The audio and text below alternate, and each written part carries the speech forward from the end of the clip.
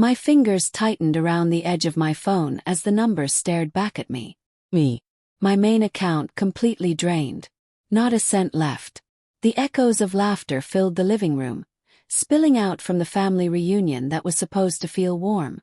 Instead, it burned. At the head of the table sat Richard Hale, my father, smug as a king who thought everything was his by birthright. He noticed the shock on my face and chuckled low.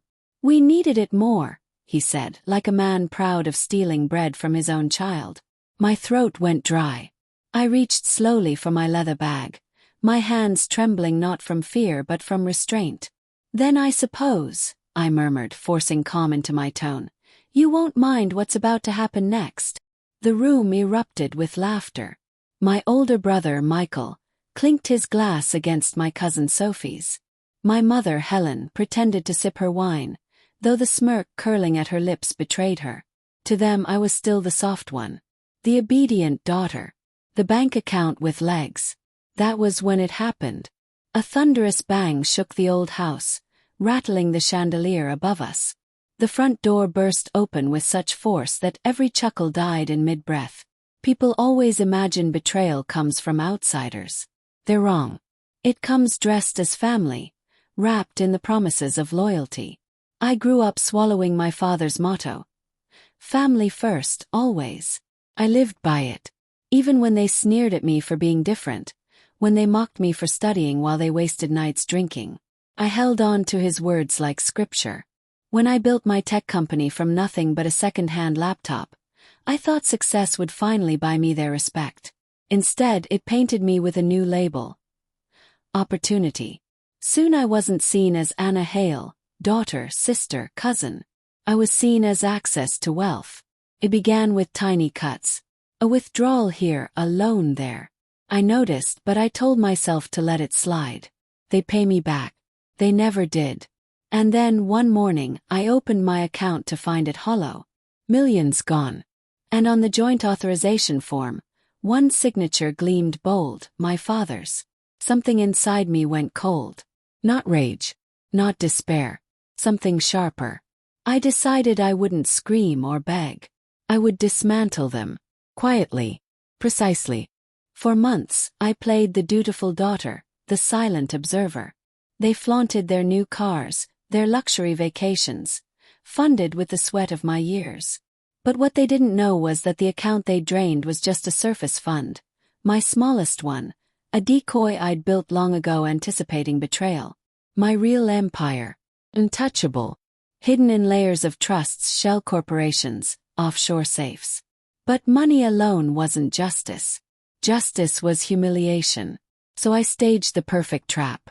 I invited them all under my roof for a reunion, one last supper where they thought they were kings and queens at my expense. They thought they'd won. What they didn't notice was the phone in my hand, and the quiet signal I sent. Attorneys, already waiting, triggered my instructions. By sunrise, every account tied to Richard Hale would be frozen. Every property under the family trust repossessed. Every credit card cancelled. Their world was already collapsing, and they didn't even know it. And then came that bang. Heavy boots pounded against the hardwood as federal agents stormed in, badges glinting. The lead officer's voice cut through the stunned silence. "Richard Hale, we need to speak with you regarding wire fraud, tax evasion, and identity theft." The color drained from my father's face. Helen's wine glass slipped, shattering against the tile. Michael's smirk vanished. Sophie's laughter caught in her throat. This must be a mistake," Richard stammered, voice cracking. "No mistake," the agent replied coolly, tossing a thick folder onto the table. Inside, every forged document, every stolen cent, every transfer trail I had delivered to the authorities myself. Richard's eyes found mine, wide and desperate. You set me up." I leaned forward, resting my palms flat against the table. My voice was calm, even gentle. "No, father. You set yourself up. I just handed them the truth." The agents cuffed him as he spat curses at me. His empire, our so-called family's foundation, crumbled in seconds. They dragged him out, the door slamming shut behind them. The room felt different then. Hello, Mul. I rose, adjusted the strap of my bag, and walked toward the exit. No one stopped me. No one even breathed. At the threshold I paused and looked back. Family first, right? Said voice like ice. Consider this me putting myself first. And then I left. That night, waves crashed outside my beach house as I poured myself a drink. My phone lit up endlessly. Calls, messages, frantic apologies. I didn't answer. Instead, I let the silence fill the room. A silence I had earned, one that tasted like freedom.